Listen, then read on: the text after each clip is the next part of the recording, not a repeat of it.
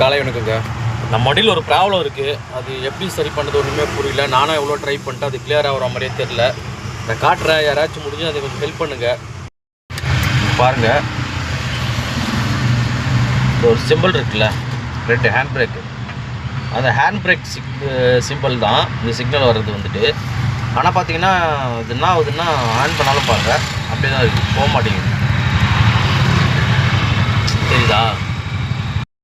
எப்படி வந்துன்னு பார்த்தீங்கன்னா, வண்டி வந்து கேஸ் போட போயிருந்தேன். கேஸ் போகிறப்போ அந்த பின்னு வந்து கேஸ் பின்னு இருக்குல்ல, ரொம்ப டைட்டாக இருந்தது. அது எடுக்கவே முடியல. நான் என்ன பண்ணேன், அதனால் அந்த பின்னை வந்து கட்டிங் பிளேட் வச்சு இழுத்து வெளில வந்துச்சு. அதுக்கப்புறம் லைட்டு ஆயில் போட்டோன்னு ஃப்ரீ ஆயிடுச்சு.